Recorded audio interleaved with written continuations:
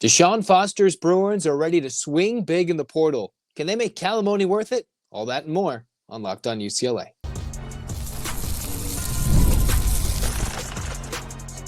You are Locked On UCLA, your daily podcast on the UCLA Bruins. Part of the Locked On Podcast Network, your team every day.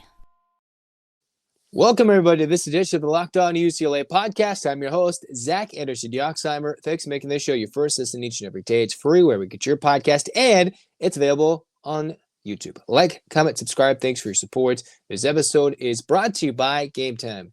Download the app, create an account, use the code LOCKEDONCollege for $20 off your first purchase. Where we get started today, UCLA. Man, the Bruins, DeShaun Foster's Bruins, we've seen a big exodus of players. Some big, some small, some walk-on, everything in between from the Bruins.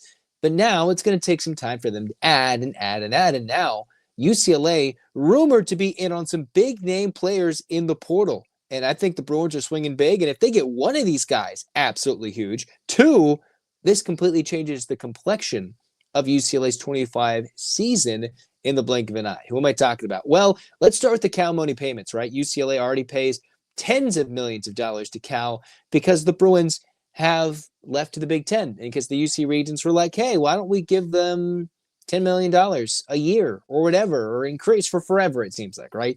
With UCLA moving to the Big Ten because they left Cal the dust. Well, there's a way to make up for it because Cal quarterback, their starting quarterback, who is pretty darn good, Fernando Mendoza, for a bowl-eligible Cal team that was on the verge of beating Miami and having a much better record than 6-6, went 6-5 with their starting quarterback, Fernando Mendoza. He is currently in the transfer portal. He sat out their last game where they lost to a playoff-eligible SMU, and he won't play in the bowl game, but he is eligible. He's a redshirt sophomore currently from Miami, 6'5", 225. That is a good quarterback for UCLA to try and get. What's that bill remind you of? Maybe a little bit of Curtis Rourke for Indiana. Who did UCLA just hire? Co-offensive coordinator and former Indiana QB's coach, UCLA's QB coach, and now offensive coordinator, Tino Senseri. All right, now he's currently in Indiana. He's coaching. They're trying to go beat Notre Dame in a playoff game coming up. But if there's anything that kind of replicates what Curtis Rourke looks like in a body, already plays at a Power 4 level, already threw for 3,000 yards this year, 16 touchdowns, and only 6 interceptions, ran for a couple of scores as well. It is this guy who finished his season off with 3 touchdowns, no picks, almost 300 yards against Stanford, had a 364-yard day against Oregon State, and was absolutely on fire in some parts of the season, like he was against Florida State with 300 yards, and then 285 yards, 2 TDs, including a 66-yard pass against the Miami Hurricanes in a game that almost could have knocked out the Hurricanes from the playoff way back when in early October. So UCLA currently is shopping for a quarterback. They are rumored to be in it because of On3. And this is what UCLA is currently battling, right? They're battling a Georgia team that's expecting Carson Beck to go. They're battling Indiana because they have Curtis Rourke leaving. And, you know, Kurt Cignetti probably wants to battle in the portal as well as some of these guys in Wisconsin. They're losing their starting quarterback next year. Some of these from seniors, from transfer one-year rentals. This is a guy that's got 2 years of potentially playing in your school. Of course, the portal means he could leave after 1 year. With him being a redshirt sophomore, he could theoretically go for the NFL draft this year, which means you would have to fight off the NFL draft another year and the portal if you get him. So he very well could be a one-year rental. But he's been starting there for 2 seasons. This is a guy you would want UCLA's offensive coordinator to go out and get and could be a very good fit in the offense, regardless of who it is. And what the Bruins have to fend off are some top-tier competition in their own conference and Georgia. So if this kid wants to go back east, but a little bit closer to his hometown of Miami, you'd think, all right, maybe that would fit Georgia. Maybe Miami might sneak into that world. I guess the portal's gone crazy. So if they've committed, all right, whatever. But Georgia is rumored to be in on this kid from On3, from Pete Nakos. And if Georgia gets him, that's a little bit closer to his hometown. They certainly have the NIL dollars to win this battle outright if they wish to. They can do that. If this is the kid they want, they could do that. DeShaun Foster, with one of his exit interviews after the season, said if UCLA wants to go after a transfer quarterback, they have the NIL dollars to do so. Now, do they have the money to pony up? Does this mean alimony payments would go up if they get this kid? All jokes aside, would be an absolute fit. Would it be a home run swing? And it's great to see the Bruins are even rumored to be on this list. Now, will they win out? Only time will tell. Because what DeShaun Foster needs to prove and what the Bruins need to show is that they got to start getting some wins in the transfer portal. Those commits will come. They need to, or the UCLA team will not be good. But this is far from finished for any team in the country from constructing their roster. We saw this year, DeShaun Foster, even late in the recruiting process, got like a Jalen Berger, got a few guys to come in this season to fill out a roster that was decimated from last year's lack of recruiting from Chip Kelly. And now DeShaun Foster's got his first full offseason, his first venture into the portal with his new team, his new recruiting staff, new offensive coordinator, and even more new members because Ted White, the QB coach, is gone. So that's at least 3 or 4 coaches that have changed. And you could argue maybe that's for the better, leading with the offensive coordinator who's going to take over 2 positions. Now, I've seen the Bruins have offered a D lineman or 2, another DB, but this would be a headliner and prove UCLA is in the game to win the game. All right? This would be no slouch, nor would it be a slouch if UCLA went after Wayshawn Parker, the number 1 running back in the portal from Washington State. And UCLA is rumored to have a visit. We'll talk about him next on Locked On UCLA.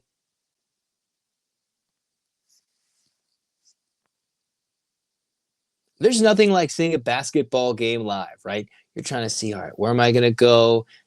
You can use Game Time Picks that filters all the tickets you need to get the best seats to your favorite teams live, and it's even easier, all right? Through thousands of seats, Game Time Picks filters the fluff. And what I was able to do is go see a couple of games using Game Time. Some of my favorite teams, some of the new arenas, the new experiences I've used with Game Time. And Game Time Picks makes that curation even easier to save more on sports, concert, comedy, theater. That's right. They can get you tickets on anything, even beyond sports. So take the guesswork out of buying tickets with Game Time Picks. Download the app, create an account, use the code LOCKEDONCollege for $20 off your first purchase. Terms apply. Again, create an account, use the code LOCKEDONCollege, LOCKEDONCOLLEGE, LOCKEDONCollege for $20 off. Download Game Time today. What time is it? It's game time.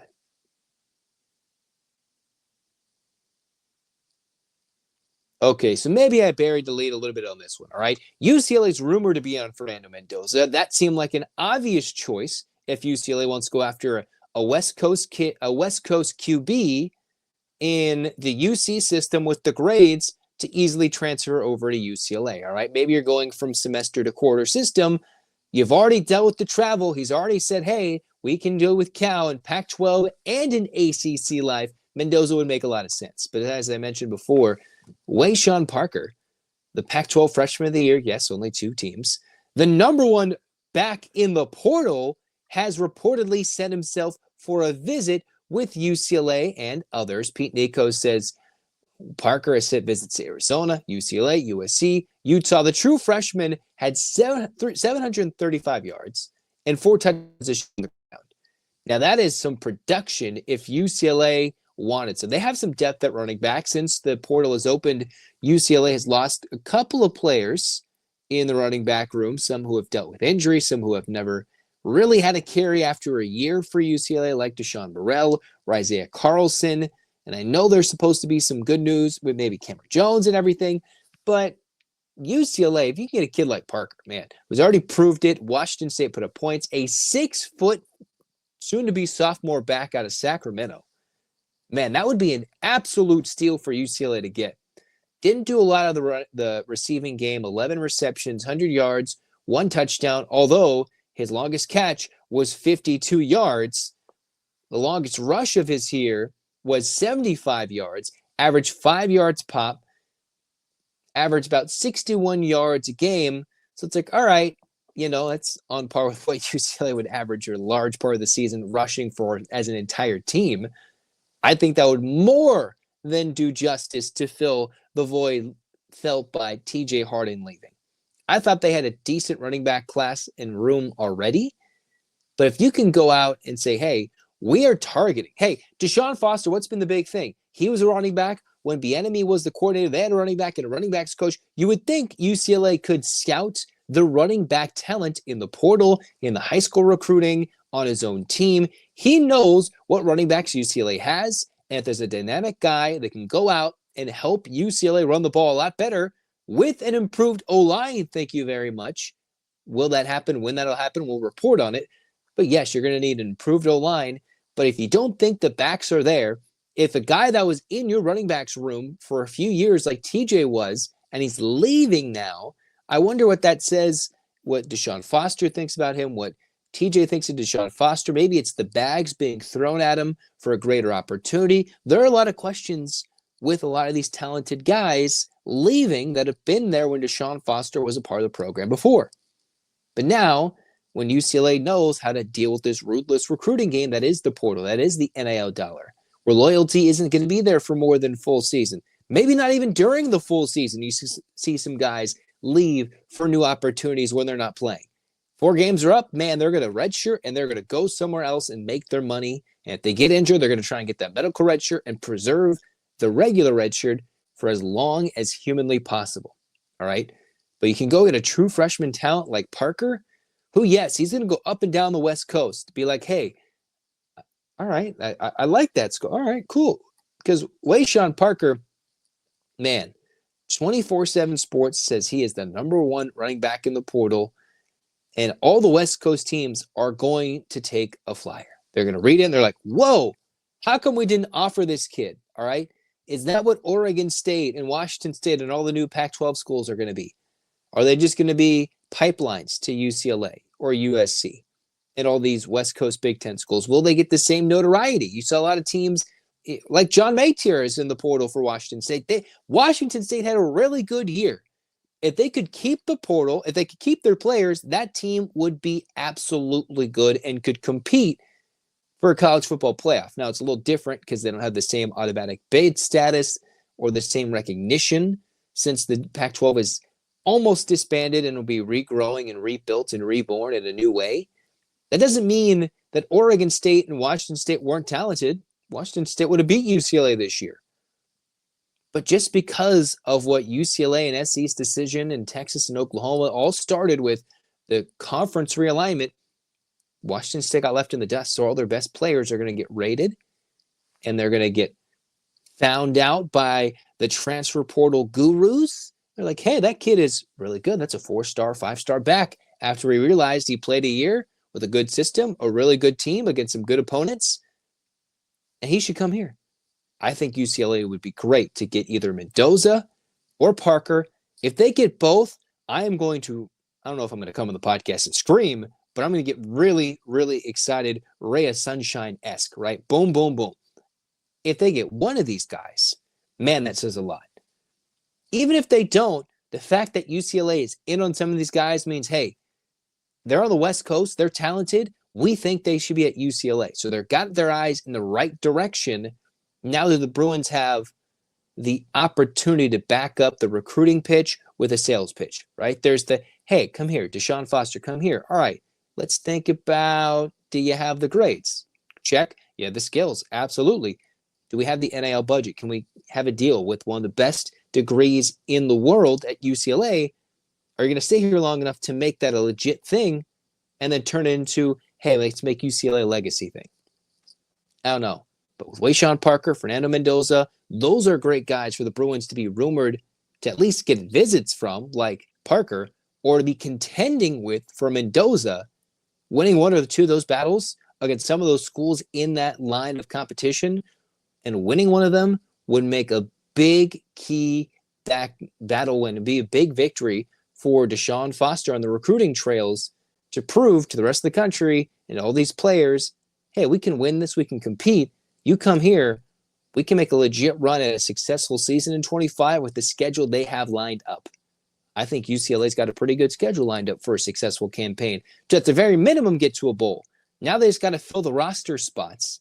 And if they do, with the excitement of the new coaches coming in, we could see a revitalization of UCLA in year 2 under DeShaun Foster. As much as I've talked about them trying to emulate Indiana, They'd almost be more like Arizona State with Kenny Dillingham. Very different status, very different thing. But hey, bad year one, had to figure everything out. Quarterback was gone. Different way with UCLA.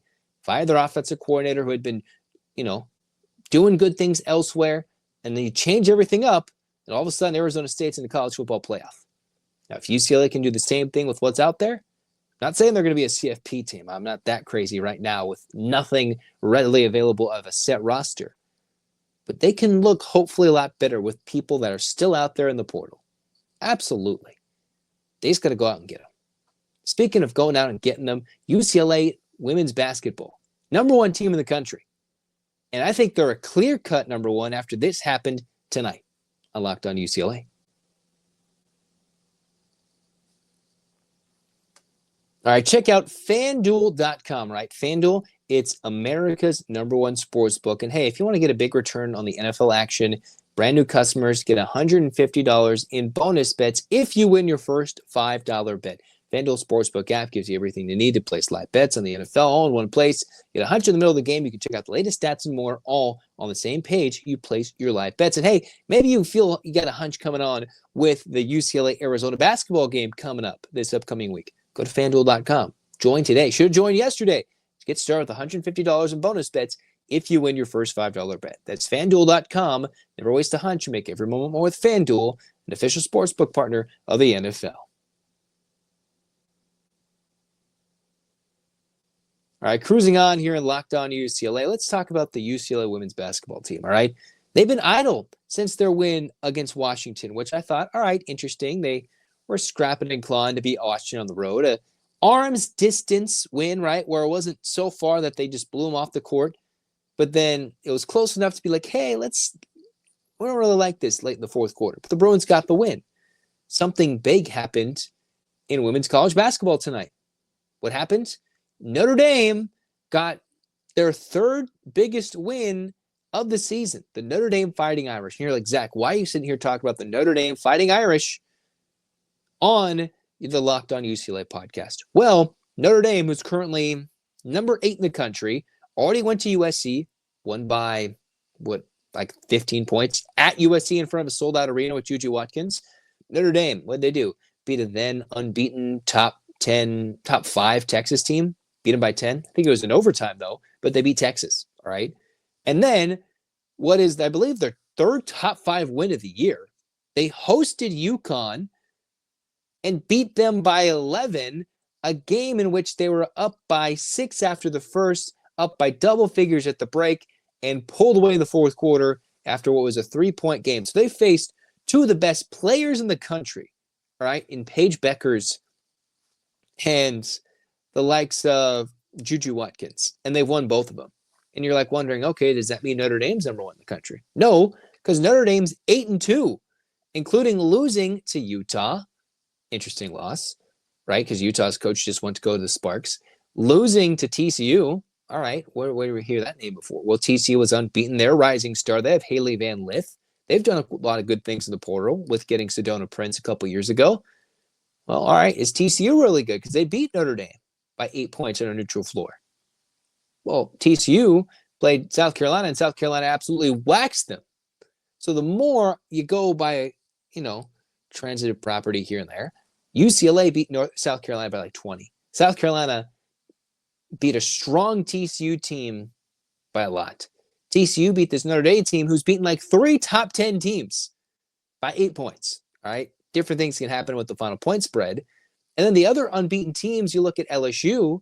LSU struggled to beat Stanford at home. Had to go to overtime with the last second shot just to beat them eventually in overtime. And then they also lost they almost lost to Washington on neutral court by a point. The same Kim Mulkey fighting Tigers. Right? And there's some good teams in the Big Ten, more than we're probably thinking. There's at least 7 other teams, I believe, in the top 25 UCLA is going to have to face, like a very tough Maryland team this year. Right? They're unbeaten. I've seen Michigan State. Nebraska have made appearances in the top 25. So it'll be a very tough schedule for the UCLA women to navigate in this upcoming year. Creighton used to be a top 25 team, I think, heading in. Louisville was and is on the verge of a top 25 team, but they've lost to every good team this season by a few points, so they might get knocked out if they aren't already. So UCLA sits here, and the more I look at it, the second best team might be South Carolina, who the Bruins at home, yes, big difference between playing in Columbia, playing in a neutral floor, playing in an NCAA tournament game versus a packed out environment on the road when the current number one team in the country, UCLA, comes. And they beat South Carolina at home by 20, right? 15, 20 points. We're leading by 20 at halftime. The one game UCLA came to play, they wanted the most. The Bruins came out, finally started Kiki Rice because she was just healthy enough then. She's only getting better. UCLA shot really well. And when the Bruins play their best in front of a packed out crowd, in front of the best teams in the country, they look like a different beast. Now, can they do that night in, night out? Can they do that at the Galen Center when USC will be rocking, when they come to Pauley Pavilion later in the year? Can they do that against some of the best teams on neutral floors? They did that last year against UConn, a beat-up UConn team, but this UConn team is healthy from what I know, right? UConn did have Paige Beckers. They've got what they need to do to be a very strong team still. And they still lost to Notre Dame by double figures in Notre Dame in the Shamrock Classic. All right, so the more I'm looking at it, UCLA is very close to becoming a unanimous number one. And all they got this week is a road game at Long Beach State in the Walter Pyramid. So that is going to be most likely a very big win. And that means, wow, all of a sudden they're the top team in the country. You had Lauren Betts on ESPN talking with some big-time quotes, right? I think she said, yeah, the floor is our talent and the ceiling is our character. Sounds like maybe that's something I've never heard of, but the fact that that's what they're trying to live by, what they're trying to do, maybe it's a different team that's not going to fall short early in the tournament, that hasn't made it to a Final Four in program history in the NCAA era, right? In the NCAA era, they're still trying to make it to a championship victory of the NCAA era of women's college basketball. This is arguably the most talented team UCLA's had in the NCAA era for their own program. They have the talent, they have the depth, they've got multiple shooting weapons, they've got multiple options that can handle. The Bruins have depth pieces when it comes to post options. Yes, Betts is the clear-cut number one option for UCLA, but there's different ways the Bruins can attack in the post, whether it's slashing, a different position, any way Corey Close can go, and the Bruins have it. And I think they can answer everybody. They have more size in South Carolina, which is not what you could say in years past. They are deeper than USC, and quite frankly, I've seen them both play a game or two. UCLA looked much better in their opening game. Now, things have changed, but the Bruins have gotten a little bit more results-oriented in those first few games. USC, of course, dropping that game to Notre Dame at home, looking all right against Ole Miss, only all right. Of course, UCLA didn't look all that good against Louisville. But that was without a key player in Kiki Rice. Man, oh man, this UCLA team is getting me extremely excited to see how they play. Absolutely. Abso-freaking-lutely right now. Clear-cut number one with number two UConn going down. Now, the Bruins have to avoid the upset bug. But until then, oh boy, am I excited. And just like that, you should get your hands up, Bruins fans. 8 clap time, baby. And 1, 2, 3, 4, 5, 6, 7, 8. UCLA. UCLA. Fight, fight, fight. This has been Locked On UCLA. Like, comment, subscribe. Hey, UCLA's playing Arizona. We're going to react. We're going to have a show after that game, whether it's early or later in the evening. And we'll do a little keys to the game in the next episode. Talk more portal targets, including if they get a guy, we're going to tell you about it here at Locked On UCLA. So follow this channel. Thanks for your support. This has been Locked On UCLA. Zach signing off. Go Bruins.